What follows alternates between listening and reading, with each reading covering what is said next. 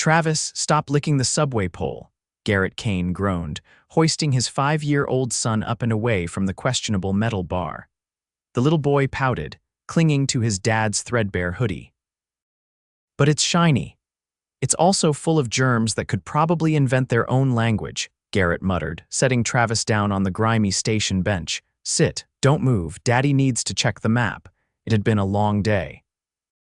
Garrett had picked up 2 shifts, first at the construction site in Queens, then as a dishwasher at the diner on 9th. His boots were soaked from the rain, his hands raw from scrubbing, and his wallet, a grand total of $23. Rent was due in 5 days. Groceries were already a luxury. But he could handle that. What he couldn't handle was putting Travis in danger, which is why, when he looked up and saw the woman in the red trench coat heading straight toward a group of rough-looking guys arguing near the stairwell, something in him snapped. She didn't see them. Her head was down, phone in one hand, earbuds in. She was walking straight into trouble. "Hey," Garrett shouted, crossing the platform in 5 long strides and grabbing her arm just as one of the men turned toward her. She froze, eyes wide as he pulled her gently but firmly back. "What are you?" "Don't go that way," he said. "They're not arguing about sports." She blinked, finally processing the yelling behind them, the aggressive body language, the broken bottle one guy now held in his hand. Her face paled. "Oh my God," she whispered. Garrett kept his grip light but steady as he guided her toward the other exit. "Just come with me, you'll be fine." Once they were safely up the stairs and on the street, she turned to him, rain dripping from her lashes. "You didn't have to do that." He gave her a tired smile. "Sure I did." "You were about to walk into a mess." She looked at him fully then, and for a second, Garrett forgot how tired he was. She was beautiful, not fake beautiful like the women on magazine covers, real beautiful. Her eyes were the color of dusk, her lips full and trembling slightly, and even soaked in rain, she had this polished grace about her that didn't belong in a place like this. "I'm Thea," she said, brushing a wet strand of hair behind her ear. "Garrett. And that little guy over there is my son, Travis." He nodded toward the bench where Travis was now humming a song and kicking his boots together. "He's adorable," she smiled. Garrett walked her halfway down the block, umbrella over her head, until they reached a quieter corner. "Thank you again," she said, looking up at him. "It's nothing, just be careful, okay? This city's a lot of things, but gentle isn't one of them." She hesitated, then reached into her handbag. "Can I give you—" "No," Garrett said quickly, holding up a hand. "Please don't." "I didn't help you for that," she blinked, surprised. "You don't even know who I am," he laughed softly. "Just someone who needed to be somewhere safe, that's enough." She looked at him for a long beat, something unreadable in her expression. "Well, I hope we see each other again, Garrett." He watched her walk away, heels clicking against the wet pavement, her red coat slicing through the night like a flame. He never expected to see her again. But 2 days later, she walked into the diner. Garrett was elbow deep in a sink of greasy plates when he heard a familiar voice ask, "Is Garrett working today?" He looked up fast, nearly dropping a plate. Thea stood at the counter, this time in jeans and a camel-colored coat, but somehow even more stunning. She grinned when she saw him. "I hope I'm not interrupting your glamorous dishwashing career," she teased. He wiped his hands on a towel and stepped out. "You tracked me down. You said your name and where you worked. It wasn't hard." She glanced around. "Can I buy you dinner?" Garrett raised a brow. "In the place I work. Okay, maybe just dessert. Somewhere else." He hesitated, then looked toward his manager, Donna, who gave him a sly wave. "I'll take your tables," she mouthed. "Go." It was just coffee and pie at a 24-hour diner across the street, nothing fancy. But Garrett hadn't laughed that much in months. Thea was sharp, funny, curious. She asked him about Travis, about his jobs, about how he ended up a single dad at 25. She didn't flinch when he told her the truth that Travis's mom had left when their son was 2 months old, and Garrett had been doing it all since. He didn't ask about her life, though. She gave only hints she worked in finance. Lived near Central Park. Drove a company car. He didn't push. She was kind. That was enough. They started seeing each other more after that. She'd show up at the playground with hot cocoa for Travis or meet Garrett outside the construction site with sandwiches. He never asked how she always knew where he'd be. It felt like magic, and he wasn't about to question it. One night, 2 weeks after they met, she tugged him by the hand into a small Italian place lit with candles and jazz. "I can't afford this," he whispered. "I can," she said simply. "You saved me, Garrett, you and Travis. You're my favorite people now." He fell in love with her that night. It was terrifying. He hadn't let anyone in for so long, but Thea, she just walked through every wall he'd built like they weren't even there, and she loved Travis, played with him, listened to him. Bought him a toy dinosaur he had named Captain by Teface. Garrett's heart cracked open every time he saw them together, but something felt off. Something didn't add up.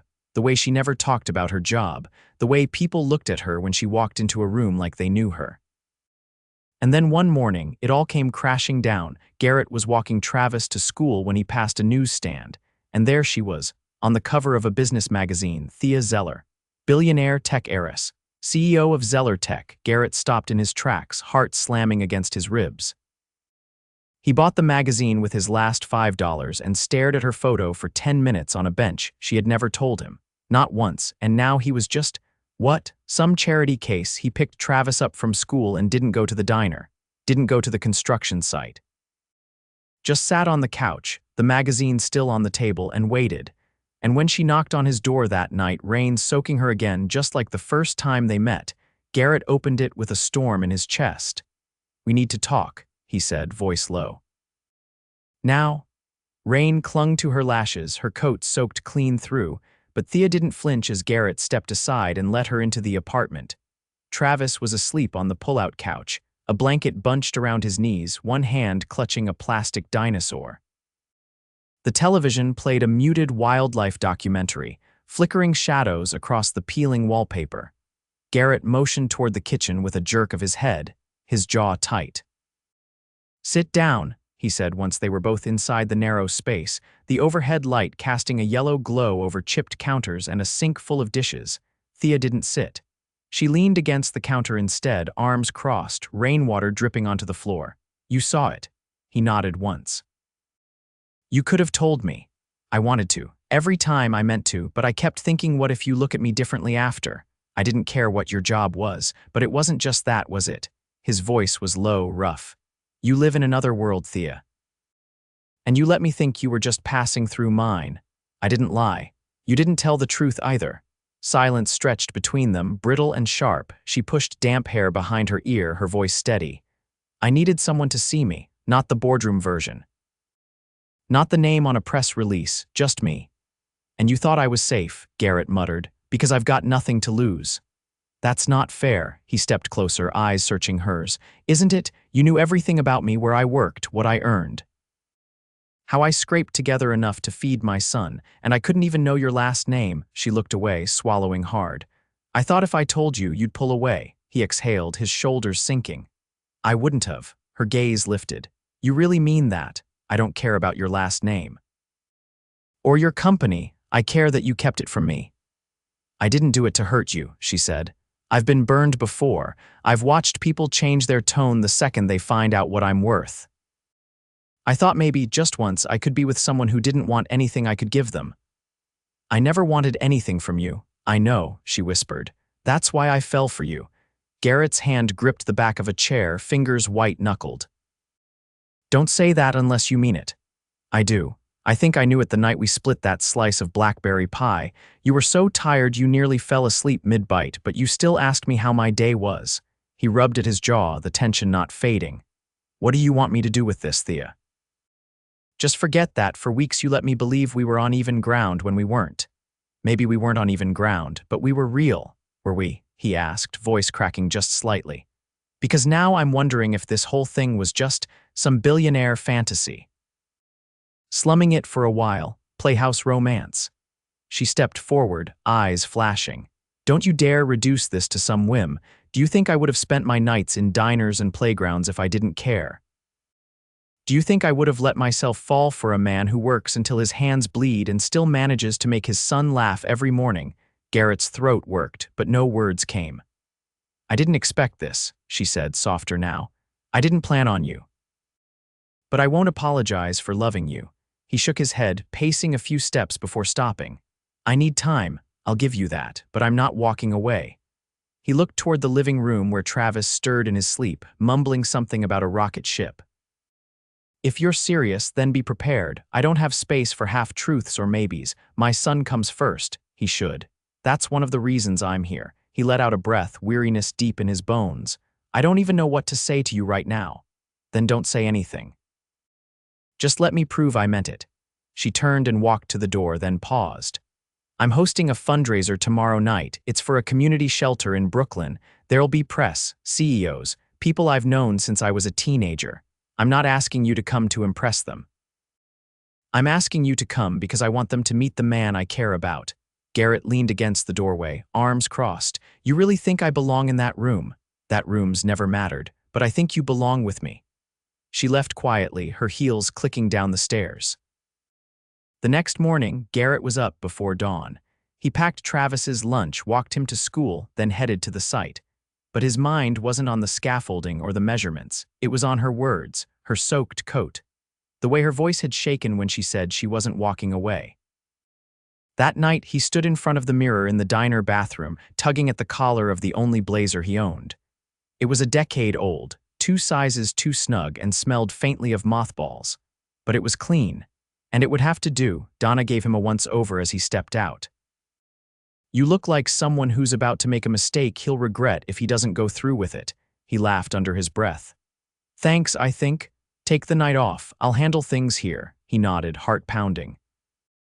The fundraiser was at the top floor of a hotel he'd never even stepped foot in. Gold-trimmed elevators, marble flooring, a chandelier that looked like it cost more than his annual salary. He felt like gravity had tripled as he stepped into the ballroom, and then he saw her. Thea was standing near a display of photographs from the shelter's programs, wearing a navy gown that whispered luxury with every movement. But it wasn't the dress that caught him. It was her face when she saw him. She didn't light up. She didn't gasp. She just breathed out like she'd been holding it in for hours. You came, she said when he reached her. I'm not here for the wine, he said, eyes steady. I'm here to see if you meant it. Every word. He glanced around. You weren't kidding. This place is another planet. Then welcome to it, she said, slipping her hand into his. I've been waiting to show you my world, Garrett, but I never wanted to change yours. I just wanted to be part of it. He looked down at their joined hands, then back into her eyes. Let's see if we can find some solid ground between the two.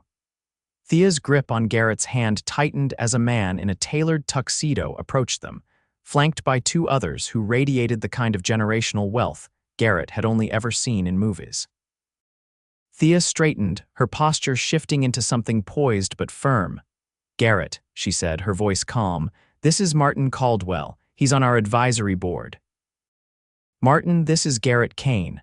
Martin's eyes flicked to Garrett's scuffed shoes, then to his blazer, which fit like a memory of a better time. You're the construction guy, right? Garrett didn't flinch. That's me. Martin offered a thin, polite smile that didn't reach his eyes. Didn't expect to see your type up here. Garrett tilted his head. The human type, Martin gave a dismissive chuckle and turned to Thea. Your father would have never allowed this. Something in her expression flickered, but she didn't back down. My father's not here, Martin. And I don't recall asking for your opinion. As the man walked away, Garrett leaned in.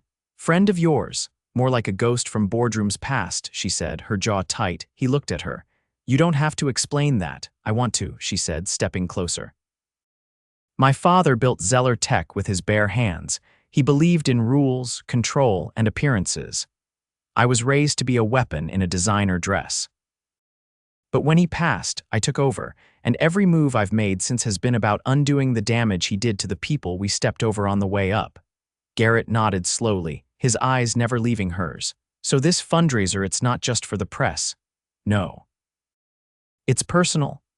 A waiter passed them, and Thea grabbed 2 flutes of champagne, offering one to Garrett. He took it, but didn't drink. I'm not used to rooms like this, he said. Feels like I'm wearing someone else's skin. You're not, she said. You walked in here as yourself. That's more than most people can say. A string quartet began to play near the far end of the ballroom. Couples started to drift toward the floor, graceful movements synchronized like clockwork. Thea set her glass down. Dance with me. Garrett looked at the polished floor, then back at her. I don't know the steps. Neither do I, she said, pulling him gently forward. Let's make them up. They moved slowly at first, swaying in time with the music. Her fingers rested lightly on his shoulder, his hand settled at her waist. Eyes met. The crowd blurred. You know, he said quietly, when I met you on that subway platform, I thought you were lost. I was, she whispered, just not in the way you thought. They danced through 2 songs before the music faded. Garrett stepped back, his heart thudding. I need to get home. Travis has school tomorrow. I'll come with you, she said without hesitation. He blinked. You want to take the subway in that dress? I'll survive. They exited through the side staircase, avoiding cameras. Thea kicked off her heels halfway down and carried them in one hand. Garrett hailed a cab instead of risking the train, and they rode in silence, knees brushing gently. When they reached the apartment, Garrett unlocked the door quietly. Inside, the lights were dim. Mrs. Kavax, the retired neighbor who watched Travis on nights when Garrett worked late, sat dozing in the armchair with a knitting project in her lap. He whispered a thank you and walked her across the hall before returning. Thea stood in the middle of the living room, barefoot on the worn carpet, staring at the photo of Garrett and Travis taped to the fridge door. How old was he there? She asked. 3. We'd just finished building a rocket ship out of cereal boxes. She turned to him slowly. You've built him a whole world from almost nothing. I do what I can. It's more than enough. He leaned against the counter, arms folded. You still want to be part of this. I don't want to fit you into my life, Garrett. I want to build a life with you. He studied her, the confidence in her voice, the unshakable steadiness in her gaze. I've got nothing to offer you but loyalty and love, no trust fund, no vacation homes. Just me. That's all I ever wanted. He crossed the room slowly, stopping just in front of her. And what about the rest of your world, the suits, the shareholders? The Martin Caldwells. I'm not giving them a vote in this. He hesitated, then reached up, brushing a strand of hair from her face. I don't know how this ends, Thea. Then let's write it ourselves. He kissed her, slow and certain. The next morning, Garrett woke to the sound of Travis's sleepy voice asking why Thea was asleep on the couch. She sat up, rubbing her eyes and smiling as the boy climbed into her lap without hesitation. Garrett watched them from the doorway, something unshakable settling in his chest. Later that day, Thea showed up at the diner with a folder. Garrett frowned. What's that? She opened it on the counter. Blueprints. For a new community center, I want to build it in the same neighborhood where you grew up. And I want you to oversee the project. He stared at the sketches, then at her. You're serious? I've already got the permits. All I need is someone who understands the people it's meant for. He flipped through the pages, speechless. You don't owe me anything, she said gently. This isn't a favor, it's a partnership. You'd be paid what you're worth and then some. Full benefits, a team that listens, and creative control. He looked up slowly. Why me? Because you see what people need. You listen first, and because I trust you. He nodded once, overwhelmed but steady. Then let's build it. Garrett Kane had spent years building things that would eventually be torn down, but this would stand. The first thing Garrett noticed when he stepped into the newly renovated center was the light sunlight poured in through the massive skylights, casting warmth over the fresh pine floors and the mural-covered walls. Travis's crayon drawing of a rocket ship had been professionally recreated near the entrance, bright and proud. Garrett stared at it for a moment, his throat tight. The place was alive, already kids running between rooms, their laughter echoing off the walls, parents chatting as they toured the new classrooms and art studios. It wasn't just a building, it was a promise he helped build. You're early, came Thea's voice behind him. He turned to find her in a soft cream blouse and jeans, a clipboard in hand, her hair up in a loose knot. She looked like herself, not the billion-dollar CEO, not the poised woman from galas or magazine covers, but the woman who knew how to make a kid laugh with a dinosaur impression and who could drink diner coffee like it was champagne. I couldn't stay away, he said, looking around. You didn't just build a center, you built a whole damn heartbeat. She gave a small laugh. We built it. He stepped closer. You've been quiet lately, not in a bad way, just focused, she nodded, lowering the clipboard. I've been restructuring parts of the company. Stepping back from the day-to-day, I've been thinking a lot about legacy, about what I want to leave behind. Garrett raised an eyebrow. And what's that? Something real, not just numbers and headlines. Something that matters to people who'll never know my last name. His voice softened. You're doing that already. I want more of it, she said. And I want more of this, of us. I know we've been dancing around the edges of it, trying not to break the spell, but I'm done pretending like this is temporary. Garrett didn't move. He just looked at her. I'm not asking for something perfect, she continued. I know there'll be hard days, but I want to wake up every morning knowing we're choosing this together, you, me, and Travis. He blinked once, then twice. You're serious. She reached into her pocket and pulled out a small, square envelope. I am so serious I bought a house. Garrett's brow furrowed. You what? A brownstone in Brooklyn needs work. Nothing flashy, but it's got space for you, for Travis. For weekend pancakes and science projects on the kitchen table, it's got a yard. He stared at her, stunned. You bought a house, she smiled, steady and sure. You once told me you needed solid ground. I thought maybe we could build it. He took the envelope, opened it, and found photos. The house was simple, red-bricked, ivy crawling up one side. There was a tree out front just tall enough to hang a swing. He looked up, and his voice came quiet but full. You really think we're ready for this? I think we've been ready for a while. You just didn't know it because you were too busy surviving. He laughed under his breath, the sound breaking on something deeper. You know, I never thought I'd be anyone's choice. Not really. I always figured I'd just be the guy who showed up, did the work, and kept his head down. You didn't just show up, she said, reaching for his hand. You changed everything. A voice called from the other room, Travis, shouting about a missing robot arm. Garrett glanced that way, but Thea held him steady. One more thing, she added, reaching into her bag again. This time she pulled out a folded piece of paper and handed it to him. What's this? Something I've been working on the past few weeks. He unfolded it and read silently. His eyes widened. You're starting a foundation. Not just any foundation, she said. The Kane Initiative, focused on supporting single parents, especially fathers, job training, child care assistance, mental health support, and scholarships for their kids. Garrett swallowed hard. You named it after me. Because you're the reason it exists. He stared at the page, then her, then back again. You don't even know what to say to that, do you? She asked softly. I don't, he admitted. Except thank you and maybe I love you. She leaned in, her eyes shining. Then let's stop waiting. Come with me. Let's go home. Garrett turned toward the sound of his son's voice again, Travis now launching into an explanation of how a robot arm could technically be replaced with a dinosaur tail. He looked at Thea, then down at the photo of the house, and finally the foundation paperwork in his hand. And in that moment, it all clicked, not because of the house, not because of the center, not even because of the foundation, but because she had seen him. Not just the man with dirt under his nails and calluses on his palms. She saw the father, the builder, the protector, and she hadn't tried to change him. She'd simply stood beside him and asked if they could build something together. Garrett pulled her in, kissed her slow and certain, and whispered against her lips, "Let's start packing." Months later, the brownstone echoed with the sound of laughter, clattering dishes, and the occasional crash of a toy spaceship against a wall. The walls were painted in warm tones, Travis's art framed beside black and white photos of the three of them. The yard had been transformed into a little jungle of flowers and vegetables, with a tire swing hanging from the tree. Every morning, Garrett dropped Travis off at school, then headed to the construction site for the next Kane Initiative Center. Every evening, he came home to the woman who had rewritten everything he thought he knew about love, and the son who now believed anything was possible.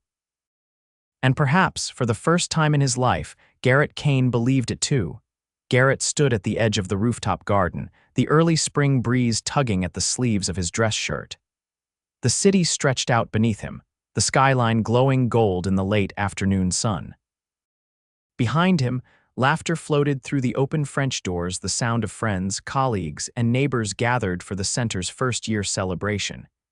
He hadn't meant to step away, but the moment demanded a pause, a breath, a chance to take it all in. Thea appeared beside him without a sound, her heels silent on the stone tiles. She leaned on the railing, her hair pinned up in a loose twist with a few strands catching the wind. She wore a deep green dress that moved like water, simple, elegant, and entirely her. "You disappeared," she said, brushing her fingers along the wrought iron rail. "I needed a second," he replied. "It hit me, all at once. A year ago I was trying to figure out how to fix a leaky faucet in a rental apartment with duct tape. Now we're standing on a rooftop we own, celebrating a center we built." "You didn't just build it," she said. "You gave it its soul." Garrett looked over at her. "You still believe that?" "I believe in a lot of things now I didn't before," she said. "Like second chances. And people who show up when everything's falling apart and stay when it's better." He turned fully to face her. "You've changed." "Have I? You used to measure your days in shareholder meetings and acquisition calls. Now you're talking about building school gardens and expanding aftercare programs." "I didn't lose who I was," she said. "I just finally figured out how to use it for something that matters." She reached into the clutch tucked beneath her arm and pulled out a small box. "I was going to wait until after dinner, but I don't want to anymore." Garrett hesitated. "Is that?" "No," she grinned. "Not that kind of box. Open it."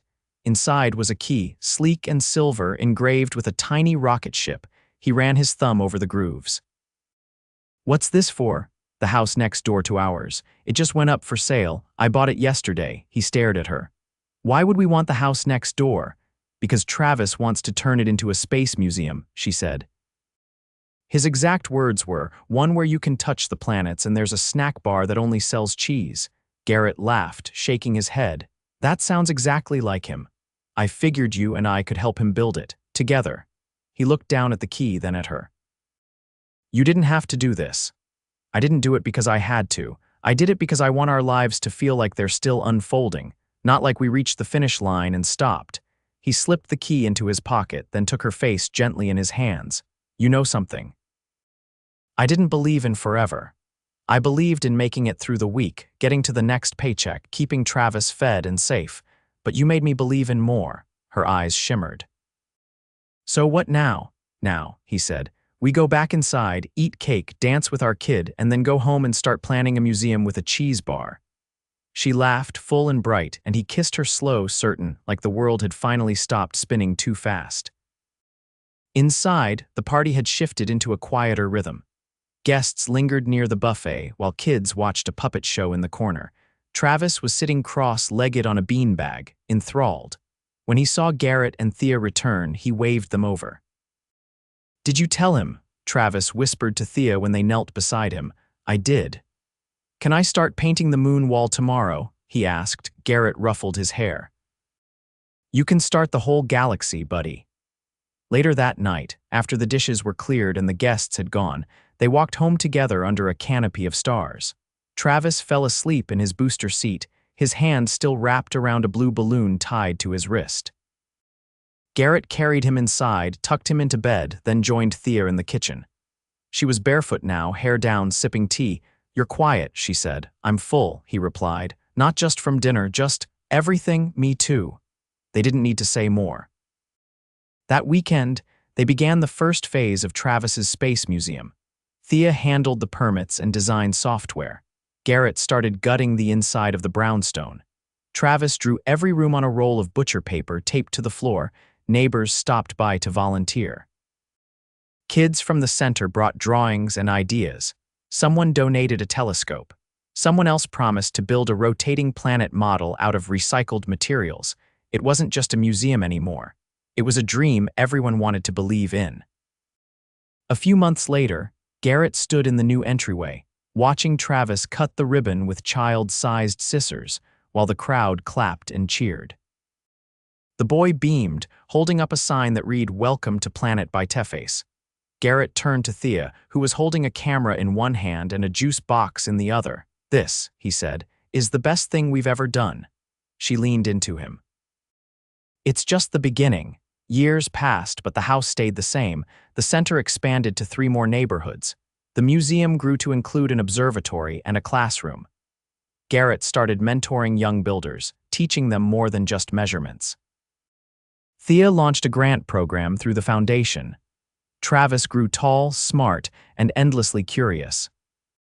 And every night when the stars blinked into the sky, Garrett would look at Thea across the dinner table, her eyes still lit with fire, and feel that same rush he'd felt when she first walked into the diner.